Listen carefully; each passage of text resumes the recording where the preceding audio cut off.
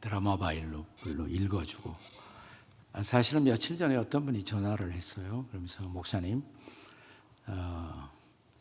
창세기부터 계시록까지 목사님 목소리로 한번 성경 전체를 이렇게 녹음하시는 것이 어떻겠냐고. 그래서 제가 첫 마디가 제가 그렇게 읽을 수 있는 시간이 가능하지 않다고. 아니에요, 목사님. 목사님 시간과 전혀 상관없어요. 하시겠다는 의지가 있으면 목사님 평소에 목소리 갖고 A1을 통해서 다 녹음해 준다고. 며칠이면 나올 수가 있다고. 물론 이제 돈이 들겠죠. 참 좋은 세상이긴 한데, 또 우리가 우리 목소리로 직접 읽고 또 우리의 눈으로 확인하고 이런 아날로그 터치가 때로는 또 그리워지기도 합니다. 제가 잘 아는 어떤 지인의 이야기로 오늘 저녁 메시지를 시작하려고 합니다. 제가 그분과의 어떤 프라이버시 때문에 이름은 밝히지 않고 그냥 영어의 알파벳의 P자로 시작되는 분, 이분은 20대에 예수님을 만났습니다. 그리고 제자 훈련을 잘 받았고요. 그래서 신앙이 한동안 잘 자랐습니다. 특이하게 그는 수산업에 종사했습니다. 사업이 어려워질 때마다 열심히 기도하면 돌파구가 늘 생기고 기적적인 그런 이익을 얻기도 했습니다. 그런데 조금 이제 사업도 어려워지고 문제가 생겨서 자기가 좀 도움을 받기 위해서 사회적으로 영향력 있는 한 분을 만나서 대화를 하게 됩니다. 그때 그 대화 중에 상대방이 이렇게 물었다고 그래요. 당신 혹시 예수 믿소? 직감적으로 상대방이 예수 안 믿는 분이라는 것을 알고 내가 예수 믿는다 그러면 나에게 불이익이 오지 않을까라는 생각 때문에 제가 전에 조금 예수에 관심이 있었지만 지금은 전혀 관심이 없습니다. 이렇게 말을 해버렸어요. 그리고 그 자리를 모면했지만 그가 집에 온 직후부터 마음속에 죄책감이 들기 시작합니다. 나를 구원하신 예수님, 내가 따르겠다고 내 삶을 드린 그 예수님을 향해서 내가 어떻게 그렇게 말할 수가 있단 말인가. 길트 컴플렉스가 그의 마음을 사로잡기 시작합니다. 그러니까 그 다음부터 신앙생활이 상당히 굴곡이 심해요. ups and downs, 굴곡이 심한 신앙생활이 이루어지고 자기 인생을 정리할 석양역이 가까운 어떤 순간에 자기가 살아왔던 길을 이렇게 돌이켜보면서 무엇이 나에게 부족했을까? 신앙생활에 있어서 나에게 결격사항이 있다면 무엇일까? 분명한 결론 한 가지가 생각이 났습니다. 그 결론은 자기에게 일관성 있는 영적 성숙이 없었다는 것입니다. 일관성 있는 영적 성숙. 그는 마지막 유언 같은 편지를 쓰게 됩니다. 그의 마지막 편지에서 그는 이런 말을 남깁니다. 우리 구주, 곧 구주 주님 예수 그리스도의 은혜와 그를 아는, 저를 아는 지식에서 자라가라. 이 말씀이 어디 있죠? 이 말씀이 베드로후서 마지막 장 마지막 절 말씀, 베드로후서 3장 18절 말씀. 그러니까 이 이야기의 주인공은 베드로후서를 누가 썼겠어요? 베드로시죠. 베드로시.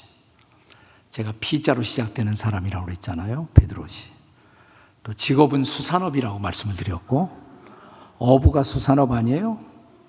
예수님을 부인했다 이런 힌트도 드리고, 그런데도 전혀 감이 오지 않아. 어떻게 인생을 사세요? 그래갖고. 그런데 여러분, 사도 베드로가 베드로 전서와 후서를 쓰던 그 시대는 우리 그리스도인들이 아주 극심한 핍박을 경험하던 시대입니다. 저 유명한 네로 황제가 로마의 화제의 책임을 크리스찬들에게 전가시켜 크리스찬을 희생양으로 해서 박해가 시작되자 그리스도인들이 다 흩어지죠. 소아시아를 위시한 여러 지역에 흩어집니다.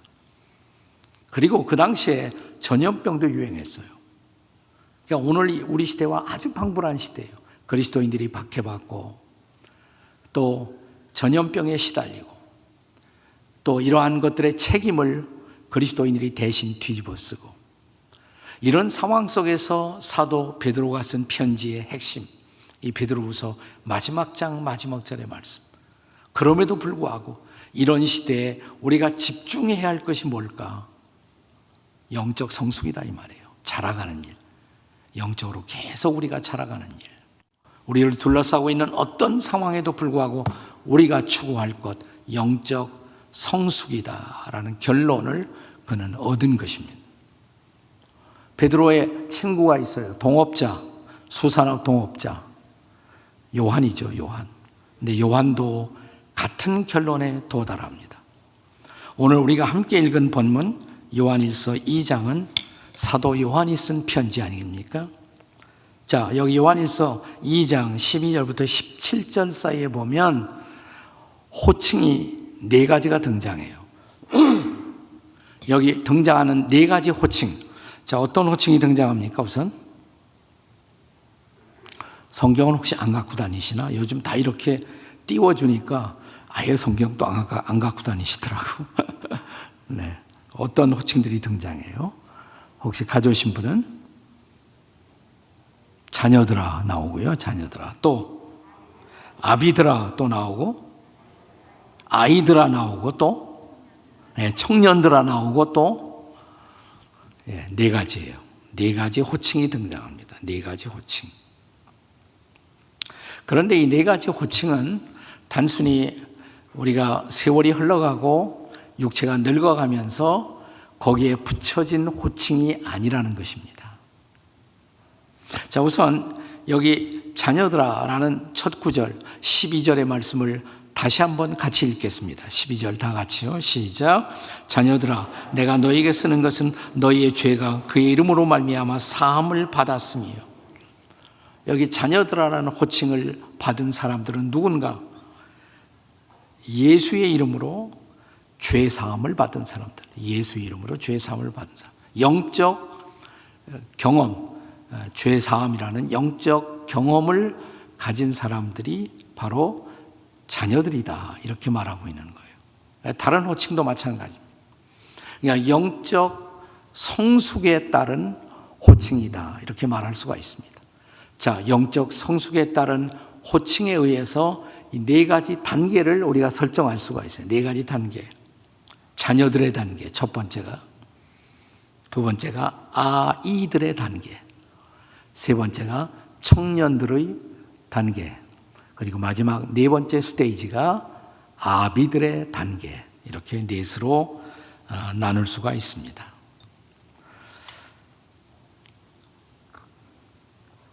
첫 단계가 자녀들의 단계입니다. 자녀들의 단계. 근데 자녀들이란 이 단어는 본래 아기들부터 포함하는 거예요. 아기들부터. 우리가 부모에게서 태어나면 부모의 자녀가 되잖아요. 자녀. 그런 어린 아기들부터 포함해서 우리는 자녀의 삶을 시작하는 것이죠. 히라보에서는 이 단어가 테크난, 테크니아라는 단어로 쓰여져 있습니다. 자녀들아. 누가 하나님의 자녀인가? 우리가 얼른 하나님의 자녀 그러면 연상되는 우리 복음주의권의 우리 제자훈련 많이 받은 사람들이 얼른 연상하게 되는 유명한 구절 있죠?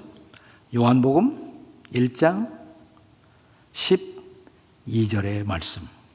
자, 한번 다 같이 암송해 보세요. 시작. 영접하는 자, 곧 그 이름을 믿는 자들에게는 하나님의 자녀가 되는 권세를 주셨으니. 똑같은 자녀예요. 여기 사용된 자녀들랑 똑같은 단어입니다. 예수님 영접하면 하나님의 자녀가 되잖아요. 근데 하나님의 자녀로서의 삶이 아기로 출발해요. 베이비로 출발하는 것입니다. 바울의 표현을 빌면 baby in Christ, 그리스도 안에 있는 아기, 그리스도 안에 있는 아기로 출발하는 것입니다. 누가 그리스도 안에 아기인가? 또 새 생명을 받고 영원한 생명을 소유하고 그리스도를 영접하고 하나님의 자녀가 된 사람들에게 반드시 필요한 체험, 그 체험이 예수의 이름으로 죄 사함을 받는 거예요. 그 확신이 있어야 돼. 나는 예수 믿고 예수의 이름으로 죄 사함을 받았다. 왜냐하면 죄 사함이라는 것이 과거로부터의 탈출입니다.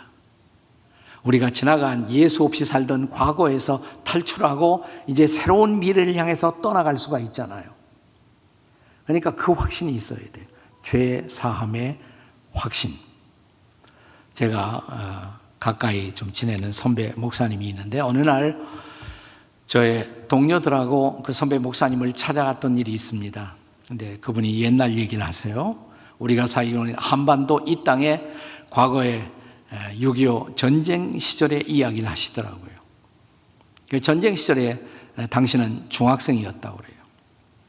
근데 자기가 살던 마을, 자기가 다니던 중학교가 비행기 폭격을 맞아서 학교가 불이 타는데 이분이 너무 좋아서 춤을 덩실덩실 추었다는 거예요.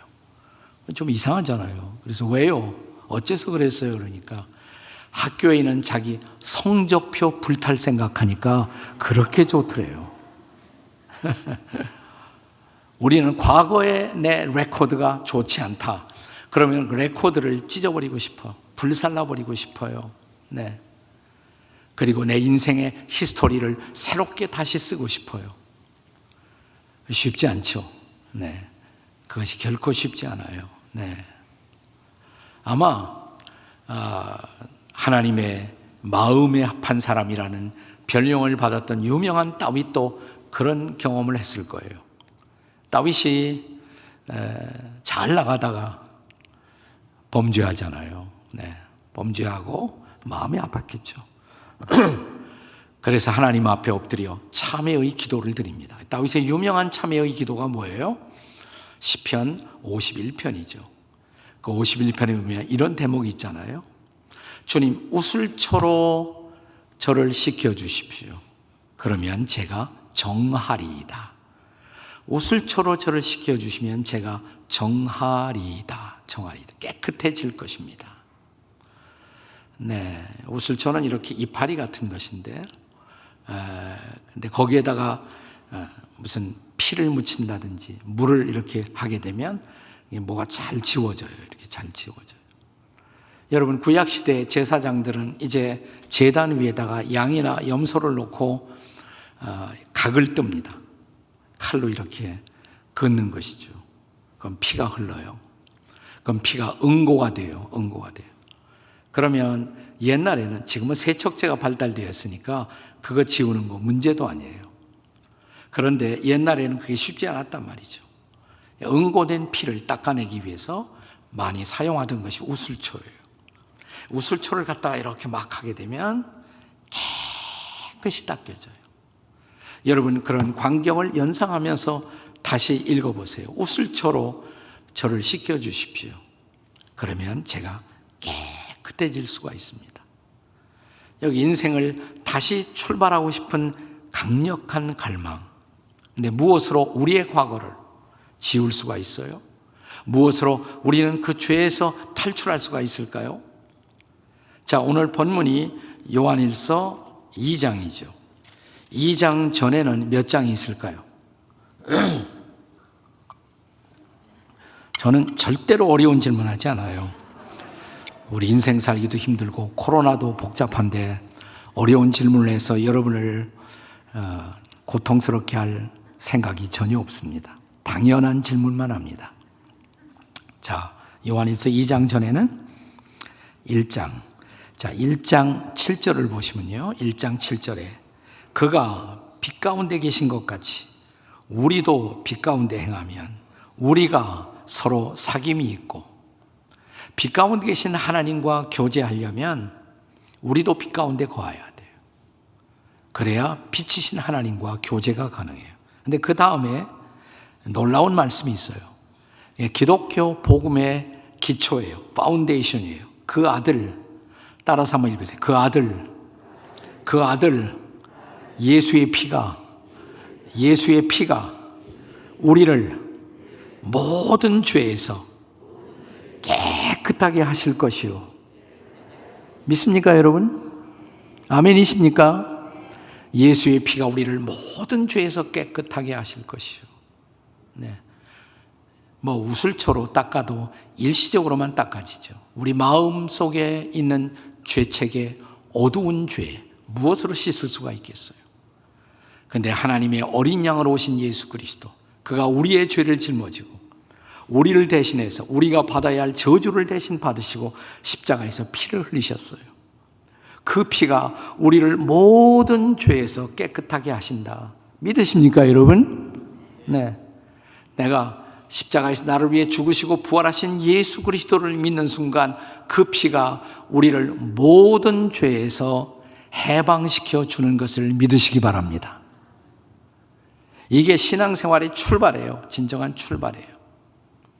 요즘 현대 심리학에서 많이 사용되는 단어 가운데 성인 아이라는 말이 있습니다. adult child, 성인 아이. 우리가 다 성인이죠. 근데 예를 들어서 내가 어린아이 시절에 아주 내 삶의 평생을 통해 잊을 수 없는 충격적인 어려움을 경험했다고 가정을 하십시다. 예를 들어서 내가 부모에게 쫓겨났어요. 어려서 부모에게 쫓겨났어요. 부모에게 쫓겨난 아이. 세상에 누굴 믿겠어요? 뭘 믿겠어요? 자, 그 아이가 자랍니다.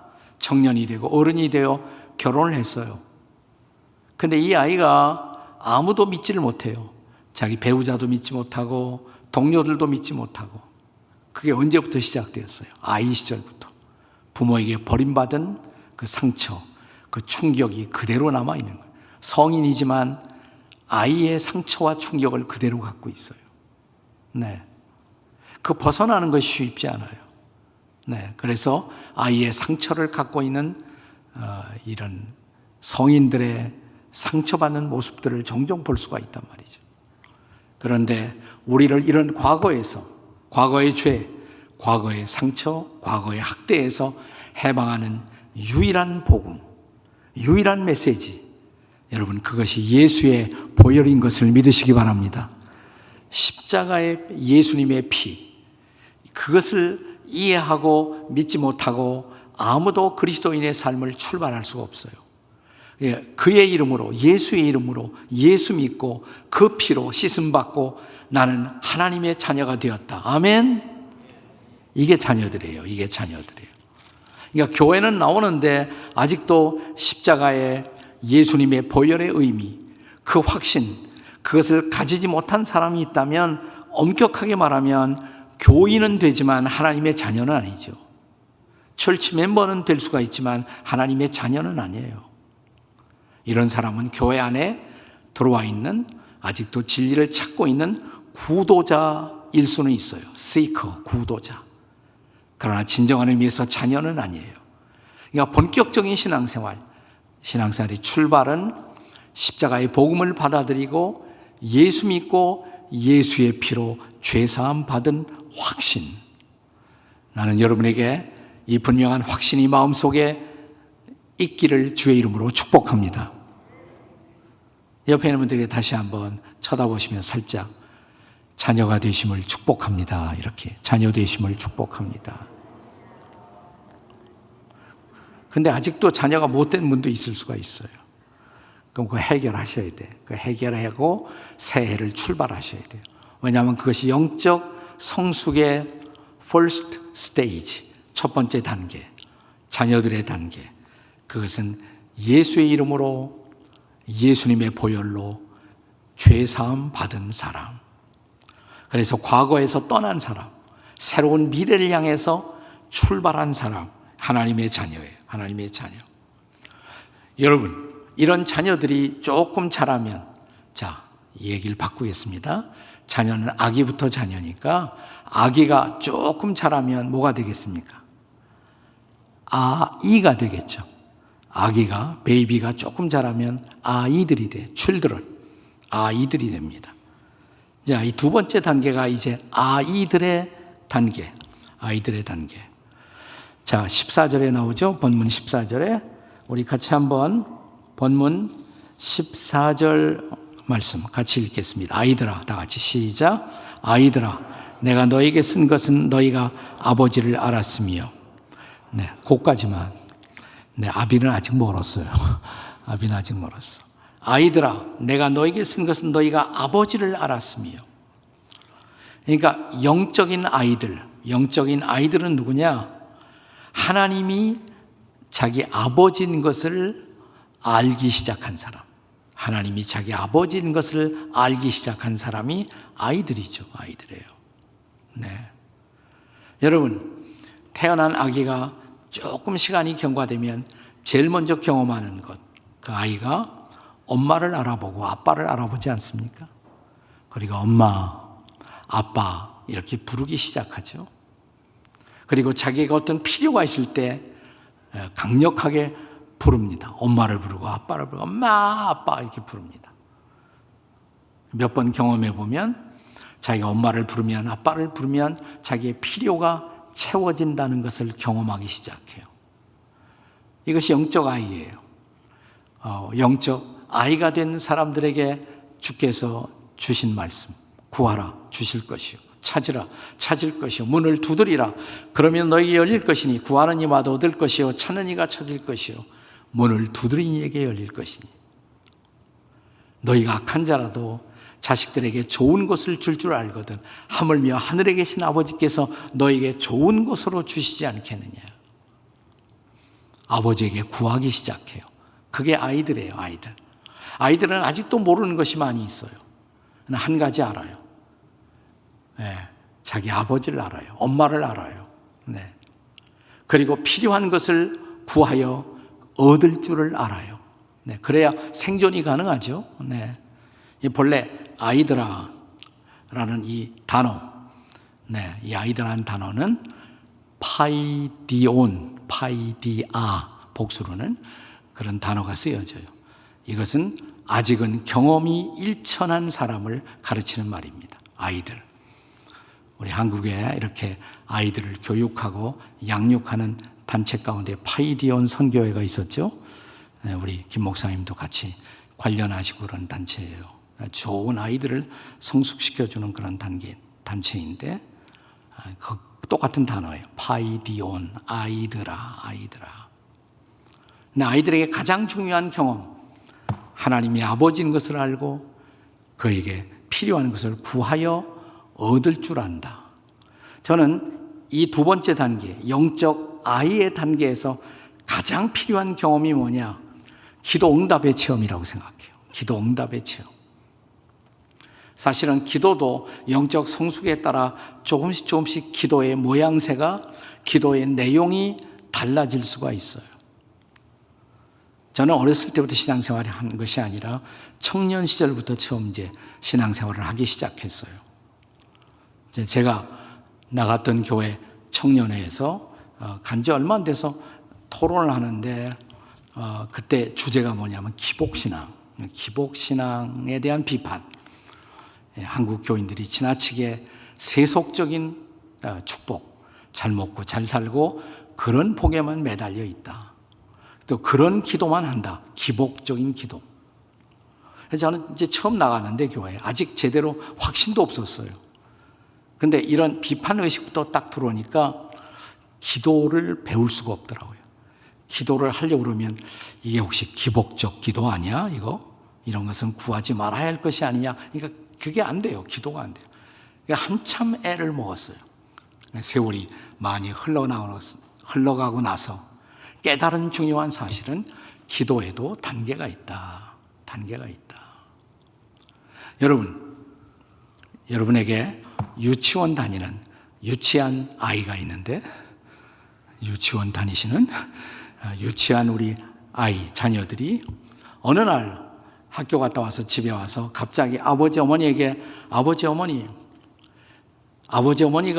저에게 기대하는 가장 중요하신 무엇인가를 제가 알게 되었습니다. 이렇게 말하면 어떻게 느끼세요? 제가 제정신인가 도대체? 네? 아이들은 아이들다워야 돼요. 아이들이 부모에게 엄마, 아빠 사줘라고 졸라대는 것, 유치한 것들이에요. 나 거기서부터 아버지와 자녀들의 관계가 형성되잖아요. 필요한 것을 구해서 필요한 것을 얻기도 하고 우리 아버지, 어머니는 내가 구하면 반드시 준다. 때를 쓰면 반드시 응답하신다. 뭐 이런 경험을 해요. 네. 그런데 조금 이제 부모가 어렸을 때는 아이들이 구하는 거, 젖달라 그러면 젖 주고 무조건 줘요. 조건 없이 줘요. 사실 저는 신앙생활에서 기도의 응답이 가장 많은 시절이 언제냐? 영적 아이의 단계라고 생각해요. 이때 기도 응답이 제일 많아요. 그런데 우리가 조금 신앙이 성장하고 신앙의 사춘기가 되고 그러면, 여러분 아이들이 사춘기가 돼서 이제 부모들에게 요청하기 시작하면 조금 이제 큰 것을 요청하죠. 옛날처럼 작은 것이 아니라 좀 사춘기, 중고등학생이 되면 큰 걸 요청해요. 그럼 부모 여러분 무조건 줍니까? 자녀들에게? 무조건 주지 않아요. 그때는 부모가 따져요. 네, 너 그거 정말 필요하니? 내가 그게 필요한 거니 지금? 네. 그래서 거기서 이제 정말 필요한 것을 구해서 얻는 이런 부모와 자녀 사이에 싸움도 있고 그래요. 그러면서 부모님이 정말 좋아하는 뜻이 무엇인가를 생각하기도 하고, 신앙이 성숙하면 나중에 우리가 기도할 때 열방을 위한 기도, 하나님의 정의가 이 땅에 구현되기를 위한 기도, 뭐 그런 기도 해야 돼요. 그러나 아이들의 시절에는 아이들다워야 한다 이 말이죠. 그래서 이때는 좀 기도 응답의 경험이 많이 필요한 거예요. 저는 이제 제가 목회하던 교회에서 은퇴하기 전에 이 셀 목회를 많이 강조했습니다. 소그룹 목회를 저도 굉장히 많이 강조를 했어요. 그러다 보니까 재미나는 현상이 하나 일어나요. 또 이 셀을 통한, 소그룹을 통한 전도를 많이 강조하다 보니까 안 믿는 사람들이 교회는 안 나오는데 소그룹에는 나오는 거예요. 소그룹에, 셀 목장에는 나와요. 거기 나와요. 그런데 제가 목자들에게, 여러분은 순장이라고 그러나? 네, 순장들에게 이렇게 말을 했습니다. 너무 빨리 교회당에 예배에 데리고 나오려고 애쓸 필요가 없다. 그 순에서, 그 목장에서, 다락방에서 푹 익혀갖고 데리고 오라고. 네. 근데 안 믿는 사람들이 자기 동네에 있는 그 소그룹에 초청받아 왔다가 제일 인상적인 것이 뭐냐? 나중에 들어보면 우리는 기도를 많이 해요. 소그룹에서 기도를 많이 합니다. 기도 제목들 다 내놓고 일일이 그 기도 제목을 불러가면서 함께 기도합니다. 그리고 다음에 모였을 때 우리가 기도한 것이 어떻게 되었는지, 또 기도 응답을 함께 나누고 간증합니다. 그러면 처음에 왔던 사람이 가만히 쳐다보다가 저도 기도 제목 내도 돼요? 물론이죠. 어떤 기도 제목이 있나요? 그럼 그 자매를 위해서, 그 형제를 위해서 같이 기도해주고, 기도 응답을 경험해요. 하나님 살아계시구나. 정말 기도를 응답하시는구나. 이걸 체험하고 신앙에 가까이 접근하기 시작합니다. 저는 그래서 이 아이들의 단계, 영적 아이들의 스테이지에서 가장 필요한 경험, 기도 응답의 체험이에요. 기도 응답의 체험. 나는 여러분의 인생 가운데 기도 응답의 풍성한 체험이 있기를 주의 이름으로 축원합니다. 네. 그래서 처음에 첫 번째 단계가, 영적 성숙의 단계가 자녀들의 단계 혹은 아기들의 단계. 그것은 예수 이름으로 죄 사함의 확신을 받는 것, 가장 중요한 체험이고, 두 번째 단계, 영적 아이들의 단계. 여기서 가장 중요한 체험은 하나님이 나의 아버지인 것을 알고 그에게 필요한 것을 구하여 얻는 체험. 이제 세 번째 단계입니다. 자, 아이들이 또 자라요. 아이들이 자라면 뭐가 되겠습니까? 네? 청년들이겠죠. 여기 청년들. 청년들의 단계. 자, 오늘 본문에서 청년들에 대한 묘사를 함께 읽어보도록 하겠습니다. 13절 중간에 보면 나오죠? 청년들아. 나옵니까? 네. 시작. 청년들아, 내가 너에게 쓰는 것은 너희가 악한 자를 이기었음이라. 아멘. 한 번 더 나와요. 14절에 한 번 더 나와요. 14절에 보시면 청년들아가 있죠? 잘 보세요. 실력이 없어도 시력만 있으면 돼요. 네. 보이죠? 네. 청년들아. 14절 청년들아. 시작. 청년들아. 내가 너에게 쓴 것은 너희가 강하고 하나님의 말씀이 너희 안에 거하시며 너희가 흉악한 자를 이기었음이라. 자, 여기 두 번 나오는데 13절과 14절에 자, 다 청년들의 특성을 말하면서 마지막에 뭘로 끝나요? 악한 자를 이겼다. 그러니까 청년은 누구냐? 악한 자를 이길 수 있는 사람. 악한 자가 누구겠어요? 악마죠. 마귀. 이제 마귀와의 싸움에서 승리할 줄 아는 사람, 이게 영적 청년이에요. 악마와의 싸움에서 승리할 줄 아는 사람, 악한 자를 이겼습니다. 근데 14절에 보시면 자, 흉악한 자를 이겼다는 것을 강조하기 앞서서 청년의 특성 하나로 또 강조하는 것이 있습니다. 14절에 청년들아 내가 너에게 쓴 것은 너희가 뭐라고 그랬어요? 강하고. 네, 그러니까 두 가지 단어가 강조됐어요. 청년의 특성으로 강하다, strong, 강하다, 이긴다. 이 두 개의 단어가 강조돼요. 강하고 이길 수 있는 사람, 이게 청년이다. 여러분, 청년이 약하다, 빌빌댄다, 밤낮친다, 이건 청년답지 못하잖아요. 네, 청년은 강해야 돼요. 또 악마하고 싸움에서 이길 줄 알아야 돼요. 그런데 그렇게 될 수 있는 비밀이 뭐냐? 비밀이. 자, 14절을 다시 읽어보시면 청년들아 내가 너에게 쓴 것은 너희가 강하고 그 다음에 무슨 말이 나와요? 하나님의 말씀이 너희 안에 거하시며 그랬어요. 그러니까 말씀으로 강해진다는 거예요. 말씀으로 악한 자를 이긴다는 거예요. 하나님의 말씀으로. 그러니까 여러분, 이 세 번째 단계, 영적 청년의 단계에서 중요한 것은 결정적으로 하나님의 말씀을 다룰 줄 알아야 돼요. 그리고 하나님의 말씀으로 살 줄 알아야 돼요. 그 말씀으로 살 줄 알아야 돼요. 이 말씀이 얼마나 위대한 말씀인가를 체험하고 있는 사람. 하나님의 말씀은 살았고 운동력이 있어 좌우에 날선 어떤 검보다도 예리하여 혼과 영과 관절과 골수를 찔러 쪼개기까지 하며 말씀의 능력을 경험하고 있는 사람. 그래서 말씀을 참으로 사모하는 사람. 말씀을 가까이 하고 말씀을 늘 묵상하고 말씀을 자기의 삶의 한복판에 일상에 적용할 줄 아는 사람. 그래야 강해진다 이 말이에요. 말씀으로 강해지고 말씀으로 강해지고. 네.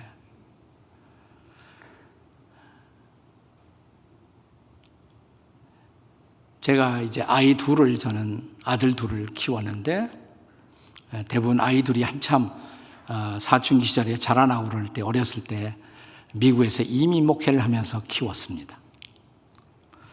근데 미국에서는 보통 16, 17살이면 티네이저지만 드라이브 라이선스를 운전면허증을 딸 수가 있죠. 한국에도 이제 18살이면 투표도 할 수 있고 또 이제 선출직에 진출할 수도 있다. 뭐 이걸 지금 토론하고 있잖아요, 우리나라에서. 자, 우리 그 둘째 아이가 17살이 되었을 땐가. 그래서 이제 생일 잔치를 저희 집에서 열었어요. 그래서 좀 큰 잔치를 그때는 열어줘야겠다. 이제 성인이 다 됐으니까. 내 친구들, 불러오고 싶은 친구들 다 불러와라. 그랬더니 정말 많이 불러왔어요. 색깔별로 다 불러왔어. 노란애, 하얀애, 검정색 아이 뭐 다 불러왔어요. 이렇게 한참 이제 생일 파티가 진행되고 있는데 저희 둘째 아이가 갑자기 그래요. 여러분, 아들 둘을 길러보면 둘째 아이에게는 야곱의 증상이 있다 그랬죠. 야곱의 증상. 네, 자기를 이렇게 좀 내세우고 싶은 그런 증상들이 있어요. 우리 둘째 아이도 그래요. 그래갖고 갑자기 아이들하고 놀더니 저를 불러요. 대리, 아빠. 왜? 그러니까 나하고 팔씨름하자. 하자 그랬습니다. 친구들이 쭉 둘러보는 그 앞에서 이제 제가 둘째 아들하고 이렇게 팔씨름을 했습니다. 제가 이겼을까요? 졌을까요? 졌어요. 우리 집 비밀을 어떻게 아시나? 제가 졌어요. 졌는데 제가 기뻤을까요? 슬펐을까요? 그건 또 어떻게 아세요? 제가 졌는데 너무 기쁜 거예요. 왜? 내 아들의 성장을 확인하는 순간 이만큼 컸구나. 아빠도 이길 수 있구나. 여러분, 영적 청년의 특성 강하다. 이제는 이길 수도 있다. 네. 근데 여기서는 특별히 이김의 대상이 악한 자, 악마예요. 마귀와 싸움에서 승리할 줄 안다. 여러분, 하나님의 자녀가 되긴 했지만 아직 유아기의 시절, 영적 유아기 혹은 영적 아이의 시절에서는 사탄이 와서 한번 건드리기만 해도 쓰러져요. 네. 그러나 청년이 되면 맞설 수가 있어요. 이길 수도 있어요. 왜냐하면 그에게 말씀이 주어졌기 때문에. 말씀이. 청년이 무엇으로 그 행실을 깨끗게 하리이까? 하나님의 말씀을 따라 삼갈 것입니다. 주여, 내가 주께 범죄치 아니하라 하여 주의 말씀을 내 마음속에 두었나이다. 말씀을 마음에 두고 말씀을 묵상할 줄 알고 그 말씀으로 내 행동을 복종시킬 줄 알고 말씀이 서서히 나를 다스리고 지배하기 시작한 사람, 이게 바로 영적 청년이에요. 영적 청년. 네. 자, 우리 예수님도 보면 그가 공생애의 생애를 시작하시면서 광야에서 마귀에게 시험을 받으시죠. 마귀의 시험. 저는 오늘 본문에 여기 요한일서 2장에 14절에 이어지는 15절, 16절, 이게 바로 영적 청년들에게 주신 말씀이라고 생각해요. 이 세상이나 세상에 있는 것들을 사랑치 말라. 16절, 이는 세상에 있는 모든 것이 육신의 정욕과 안목의 정욕과 이생의 자랑이니. 성경을 보면 악마의 세 가지 무기, 우리를 넘어뜨리기 위해서 악마가 사용하는 세 가지 대표적인 무기가 육신의 정욕, 안목의 정욕, 이생의 자랑이에요. 에덴 동산에서 첫사람 아담에게 악마가 마귀가 찾아왔을 때 이 세 가지 무기를 가지고 찾아왔잖아요. 아담이 선악을 알게 하는 나무를 보았을 때 맨 처음 어떻게 느낍니까? 먹음직하고 육신의 정욕, 그 다음에 보암직하고 안목의 정욕, 그 다음에 저걸 따먹으면 네가 지혜로워져서 하나님같이 된다. 이게 이생의 자랑이에요. Pride of life. 내가 그렇게 높아진다. 이생의 자랑. 첫사람 아담에게 악마가 이 무기를 갖고 와서 아담을 넘어뜨린 거예요. 그 이후로 아담의 후손들은 이 세 가지에 계속 넘어지고 있어요. 육신의 정욕, 안목의 정욕, 이생의 자랑. 자, 광야에 가신 예수님에게 마귀가 와서 이 세 가지로 시험하시잖아요. 자, 40일을 금식하기로 작정한 예수님에게 악마가 찾아와서 돌덩이를 보여줍니다.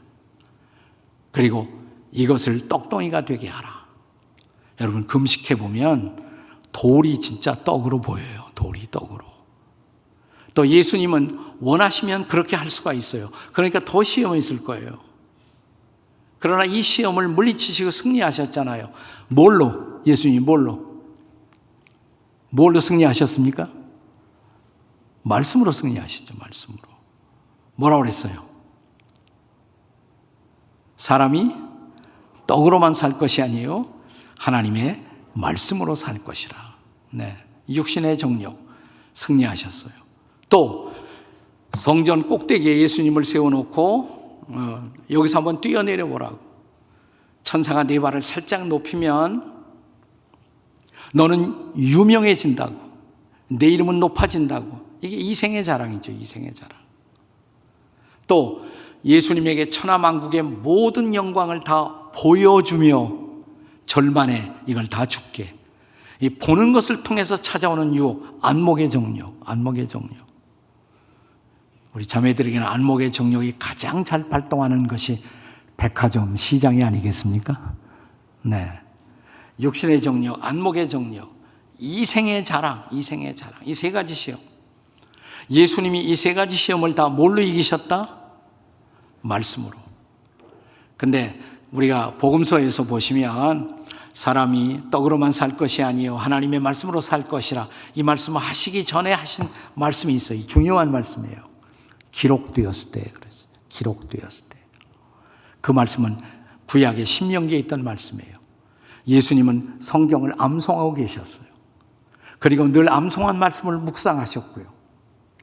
우리가 말씀을 암송하고 말씀을 우리 안에 품고 산다는 것. 그리고 시시때때로 그 말씀을 꺼내어 다시 말씀을 씹고, 그게 바로 메디테이션이에요. 말씀을 묵상하고. 그때 이 말씀이 나를 다스리기 시작해요. 나를 지켜요. 시험에서 나를 지킬 수가 있어요. 네. 여러분, 영적 청년이 되려면 그래서 말씀을 정말 가까이 해야 돼요. 말씀으로 사는 것을 배워야 돼요.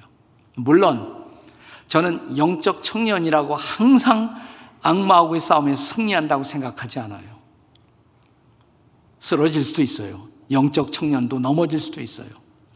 그러나 영적 청년이고 말씀의 능력을 아는 자라면 그는 쓰러져도 다시 일어나요. 말씀을 붙들고 일어서요. 말씀을 붙들고. 우리 마르틴 로이드 존스 목사님이 그걸 설명을 잘 하셨어요.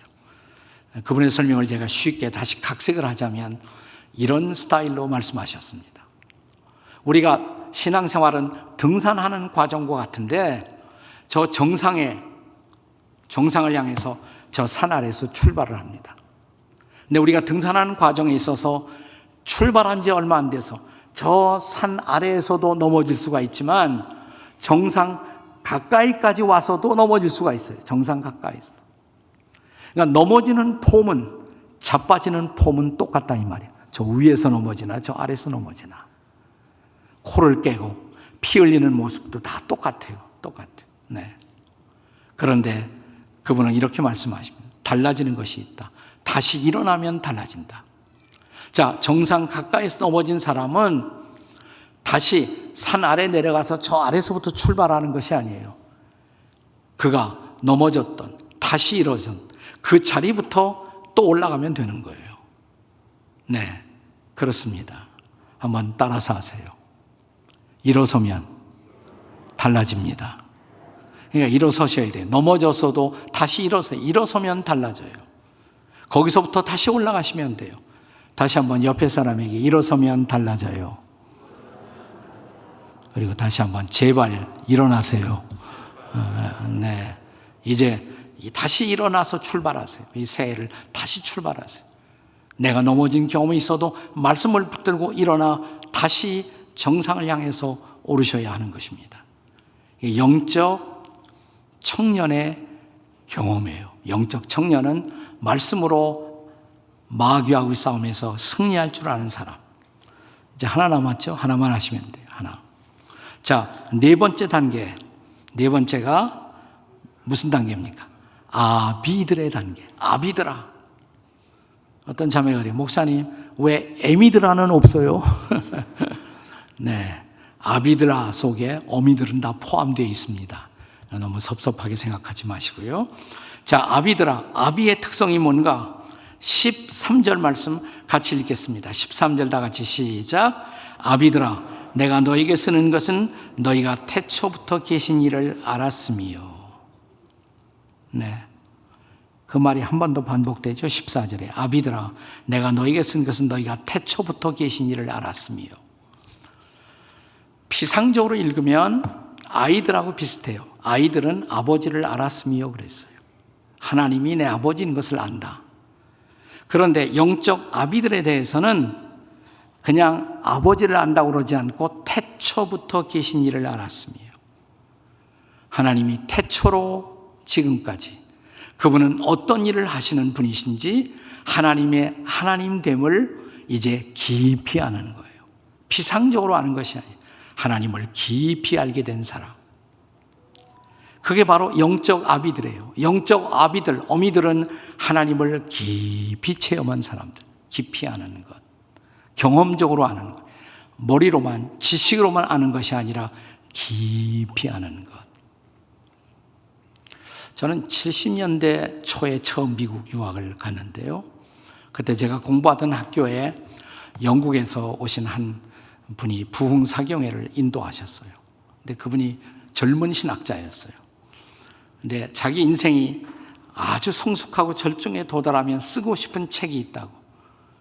지금은 쓸 수 없다고. 왜냐하면 지금은 내가 머리로만 아는 것이기 때문에. 내 경험이 성숙하면 어느 날 쓰고 싶은 책이 있다고. 내가 어느 날 그 책을 쓰면 그 책의 제목은 틀림없이 하나님을 이런 책이 될 것이다. 한 20년이 지나서 제가 책방에 갔더니 책이 나왔더라고요. 네. 이분이 바로 제임스 패커라는 분이에요. 2년 전인가 돌아가셨어요. 세상을 떠나가셨어요. 네. Knowing God. 우리말로 번역할 때 하나님에 대한 지식, 하나님을 아는 지식, 아마 이렇게 번역돼 있을 거예요. 네. 하나님을 머리로 아는 것이 아니라 경험으로. 우리가 지금까지 기도와 말씀을 강조했는데 기도와 말씀으로 하나님을 깊이 체험하고 깊이 알게 된 하나님. 저는 제 아내를 결혼하기 한 10년 전부터 알았습니다. 저와 같이 성경 공부도 하고 그랬어요. 그러다 결혼을 하게 되니까 이렇게 생각했어요. 내가 너무나 잘 아는 자매와 살게 되었다. 이제 편하게 살 것 같다.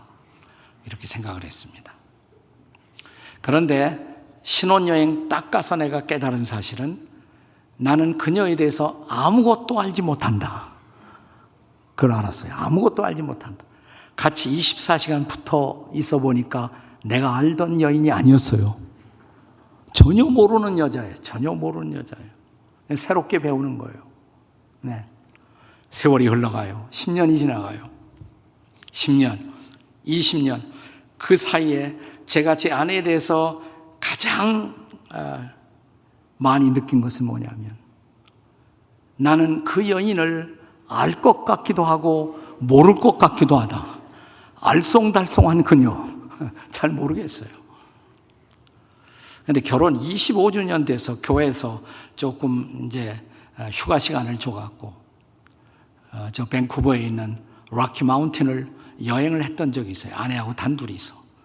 그때 결혼 25년 만에 제가 아내에게 처음으로 고백한 이런 말이 있습니다. 여보, 내가 당신을 조금 알 것 같소. 내가 당신을 조금 알 것 같소. 30년 지나고 40년 지나고 45년이 지났어요. 최근에 아내가 이렇게 울적한 모습을 하고 있으면 제가 뒤에 살며시 다가가서 이렇게 말합니다. 여보,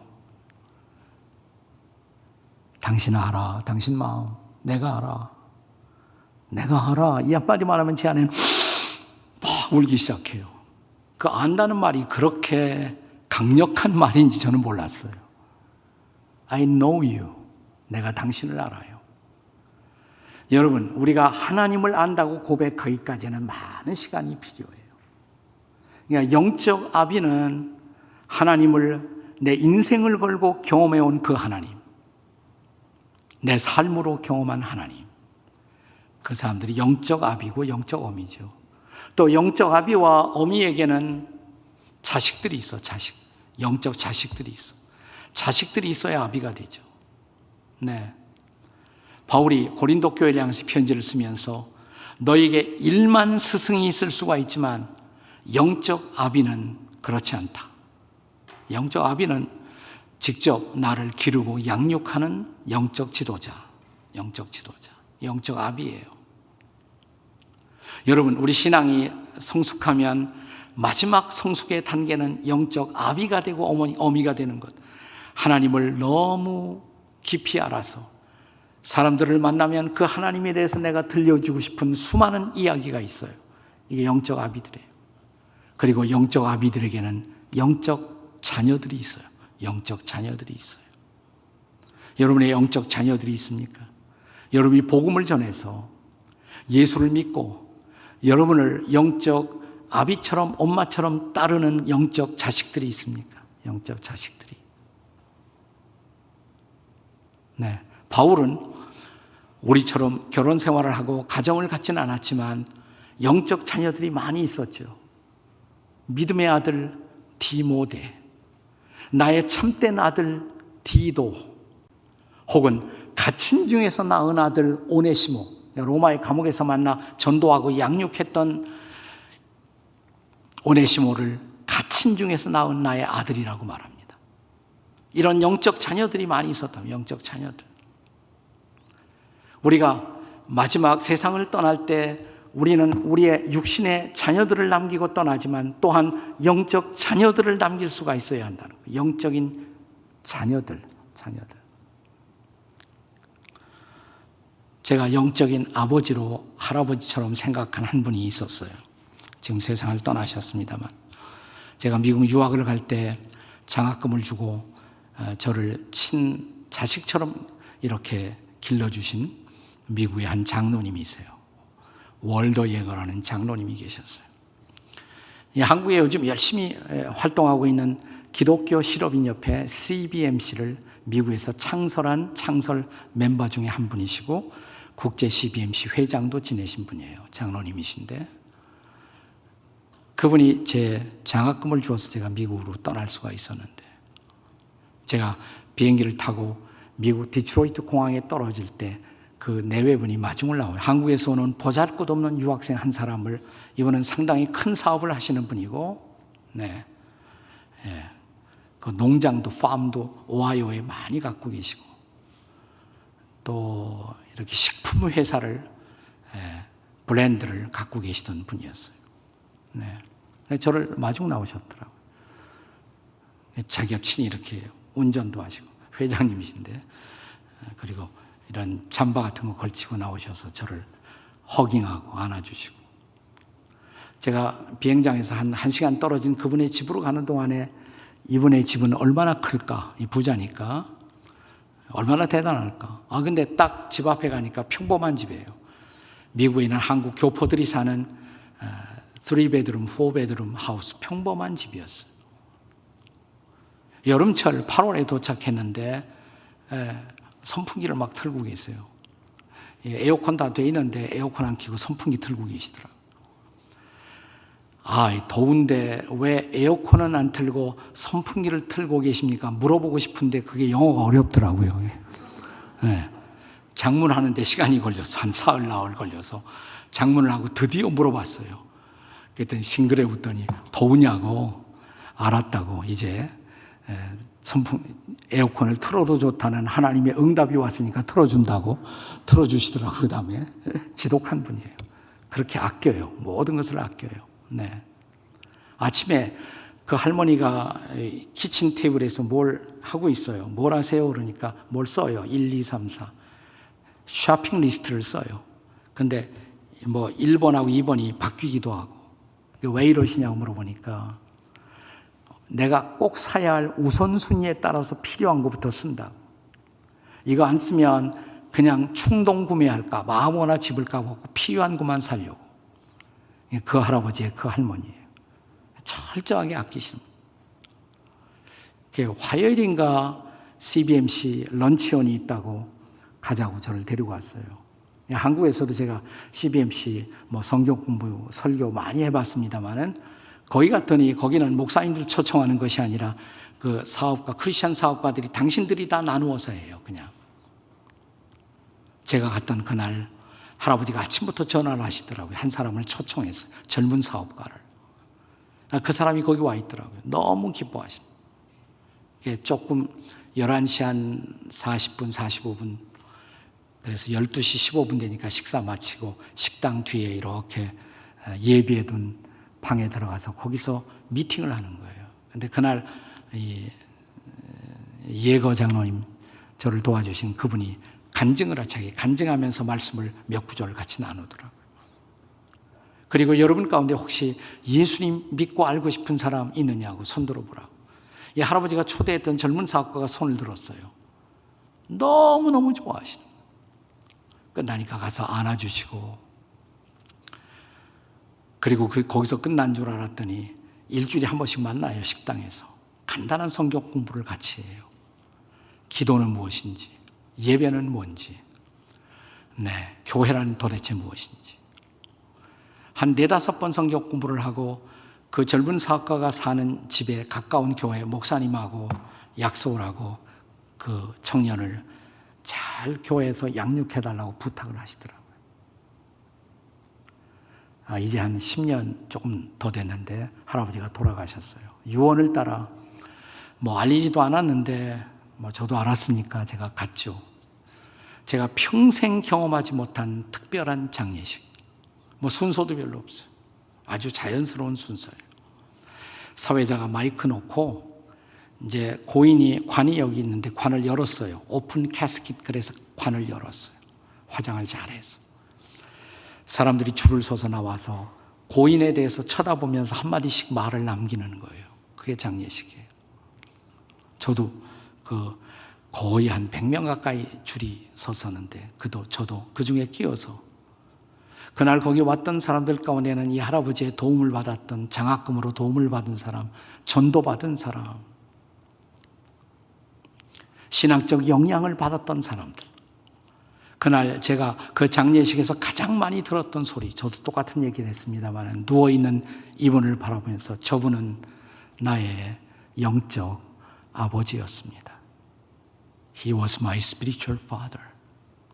나는 저분을 통해서 그리스도인답게 신앙생활 한다는 것이 무엇인가를, 그리스도인답게 사업한다는 것이 무엇인가를 배웠습니다. 저분은 나의 영적 아비였습니다.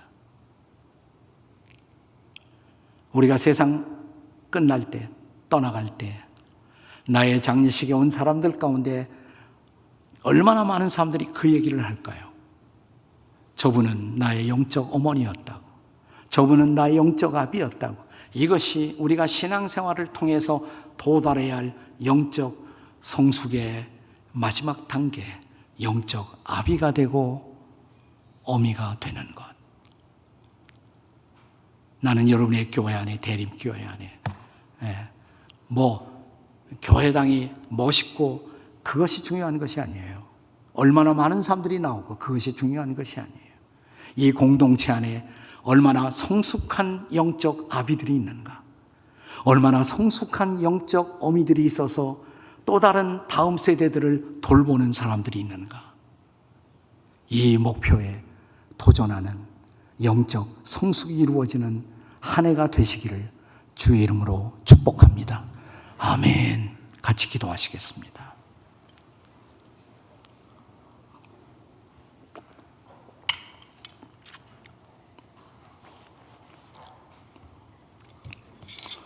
저는 영적 회복에 대해서 어제 말씀을 드렸고, 오늘은 영적 성숙, 그리고 이번에 여러분의 주제인 내일은 하루하루를 어떻게 일상을 감사로 살아갈 수가 있는지, 종말론적 일상에 대한 말씀을 마지막으로 나누게 될 것입니다.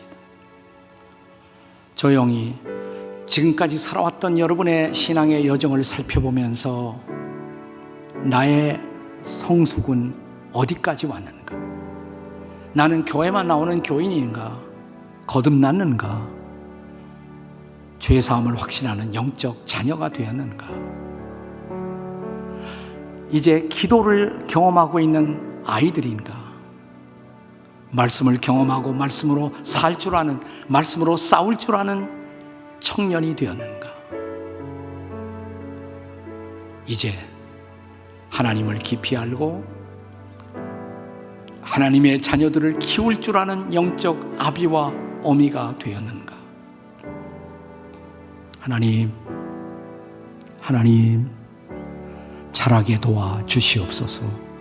성숙하게 도와 주시옵소서. 금년 한 해가 성숙을 향해 나아가는 한 해가 되도록 도와 주시옵소서. 저를 따라서 한번 기도하십시다. 아버지, 다 같이 아버지, 좀 더 크게 아버지, 자라게 도와주세요. 아버지처럼 영적 아비가 되게 도와주시옵소서. 아버지, 우리 함께 부르짖고 통성으로 같이 기도하겠습니다. 아버지,